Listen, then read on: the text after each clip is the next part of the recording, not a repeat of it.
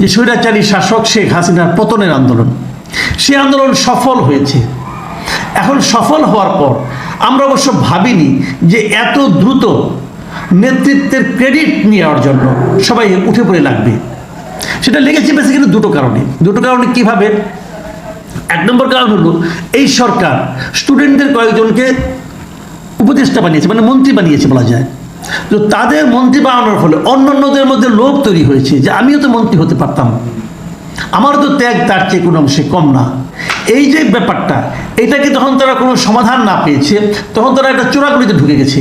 মানে তারা যার যার জায়গায় থেকে তার স্থানীয় তার আশেপাশের যে প্রশাসন আছে তাদের উপর প্রভাব বিস্তারের মাধ্যমে টু পাইস কামানোর চিন্তা করেছে। এই ধরনের অনেক অভিযোগ আমরা এর মধ্যে পেয়েছি।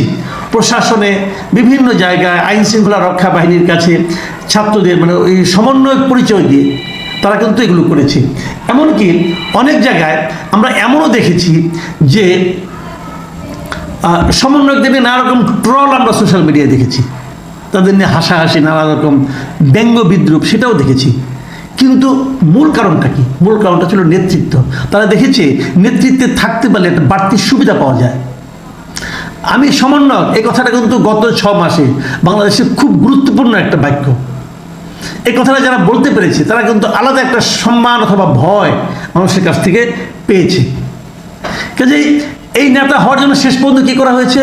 শেষ পর্যন্ত একটা সমঝোতা, যেটাকে অন্য অর্থে আপনি আপোষ বলতে পারেন।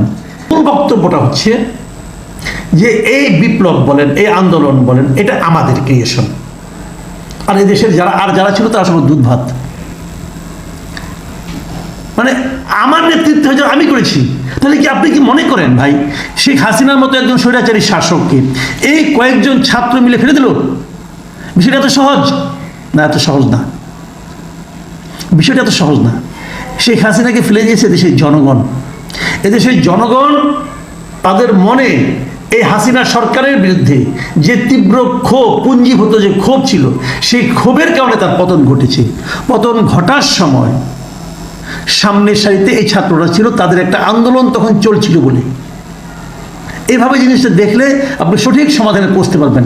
আর তা না হলে এরা বলবে আমরা, আরেক দল বলবে না আমেরিকার ডিপ স্টেট তারা এখানে ভূমিকা রেখেছে। এর মধ্যে জানা গেছে ডিপ স্টেটে কত টাকা ইনভেস্টমেন্ট ছিল, এগুলো আমরা বুঝতে পারছি।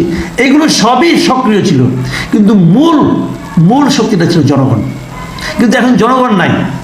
এখন এই আন্দোলন মানে এই আন্দোলন কার বাপের? যেরকম শেখ হাসিনা বলতো না, এই দেশটা আমার বাপ স্বাধীন করে দিয়েছে। এদেশে যদি ওনার বাপ যদি দেশটাকে স্বাধীন করে, তাহলে যে এই যে হাজার হাজার লক্ষ লক্ষ মুক্তিযোদ্ধা ছিল, তাদের ভূমিকাটা কি ছিল? তাদের ভূমিকা দুধ ভাতের ভূমিকা ছিল?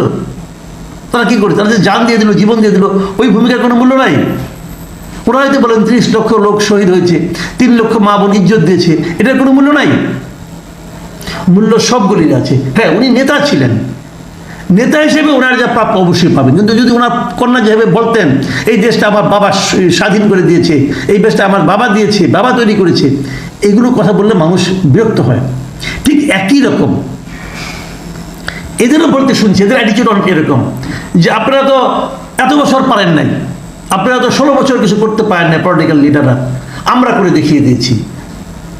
এত সহজ না রে ভাই, এত সরলীকৃত সিদ্ধান্ত নিলে চলবে না।